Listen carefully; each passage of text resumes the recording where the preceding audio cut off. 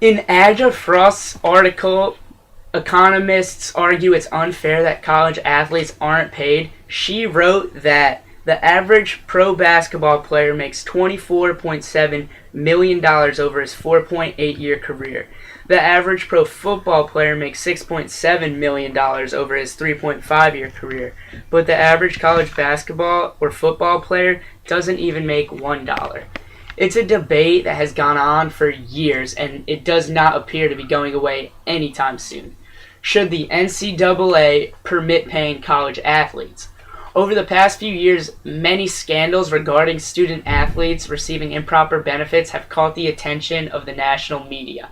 Prestigious schools like the University of Southern California and Ohio State University have been dealt harsh penalties by the NCAA because their student athletes received what the NCAA defines as improper benefits. These athletes generate millions of dollars each year for their respective universities, but never see a penny of those dollars. Even here at Louisiana Tech, we have exciting athletes that tons of fans pay to see win for the red and blue. Most of these student athletes will never compete in professional sports, which, once again, raises the question of whether or not the student athletes should be compensated for the service they provide for their schools. Today, we can gain a better understanding of why the NCAA should implement amendments to the current rules and regulations, permitting paying college athletes by examining one clear problem, one solution, the benefits of the solution, and what we can do as individuals to ensure this plan succeeds. Let us begin our examination of this popular sports debate by first looking at the specific problem relating to not paying college athletes. A joint study between the National College Players Association and Drexel University shows that the NCAA will strip men's football and basketball players of $6 billion of their fair market value between 2011 and 2015.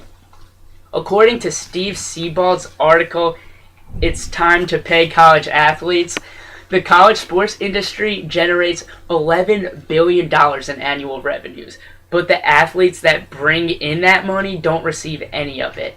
Do y'all see how that looks? It's simply unfair that these athletes don't receive any compensation. Bobby Rush, a Democratic representative from Illinois, explained the situation to perfection. He said, "Without them on the fields or on the court performing and entertaining millions of college sport fans, the billions of dollars that collegiate athletics generates simply would not exist. Without them, we wouldn't have millions of fans buying tickets for games and subscribing to expensive cable and satellite sports television packages, corporate sponsors purchasing luxury suites and boxes in college arenas and stadiums, or consumers paying top dollar for sports paraphernalia, jerseys, and video games, bearing the likeness and autographs of their favorite college players." Could you think of any billion-dollar business that does not pay its workers? Probably not. It's simply unfair. Now that we are aware that the problem exists, let us now turn to a possible solution. College athletes should be viewed as employees of their respective universities and should be compensated for the hard work that they provide. This solution will solve the problem by simply paying these hardworking athletes the money they deserve.